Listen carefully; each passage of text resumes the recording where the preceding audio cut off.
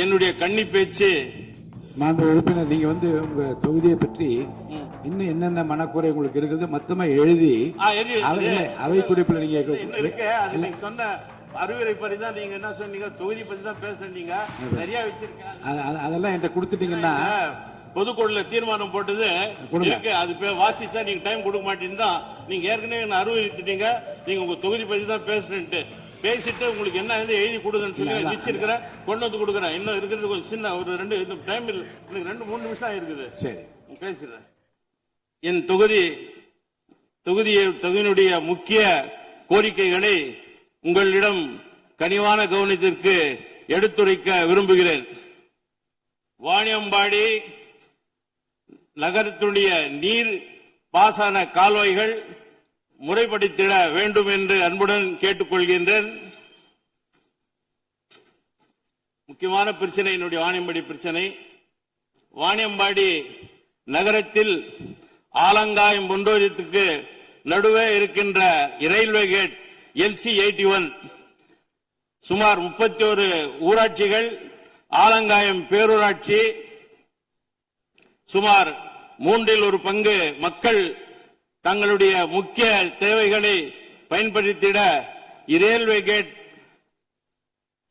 தடையாக உள்ளது.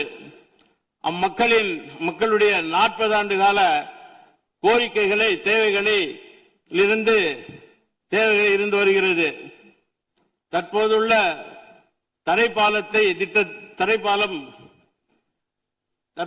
தற்போதுள்ள தரை பாலத்திற்கு திட்டமிடப்பட்டுள்ளது.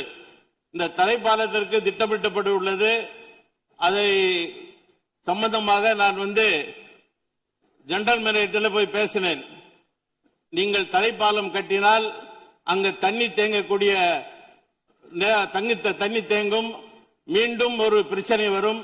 இப்பொழுது 40 ஆண்டு காலமாக தீராத ஒரு தீர்வு இந்த அரசு வந்த பின்னால அது டெண்டர் விடப்பட்டு தரைப்பாலத்தை விட்டுவிட்டு இருக்கிறாங்க. ஆனால் அது தரைப்பாலம் கட்டினால் மீண்டும் மக்களுக்கு அந்த தண்ணி வரும் காலங்களில போக்குவரத்து பாதிக்கும். உங்க தொகுதியை பற்றி இன்னும் என்னென்ன மனக்குறை உங்களுக்கு இருக்குது மொத்தமா எழுதி அவை குறிப்பில் நீங்க சொன்ன அறிவுரை பற்றி தான் நீங்க என்ன சொன்னீங்க, தொகுதி பத்தி தான் பேசுறீங்க, நிறைய வச்சிருக்கேன்.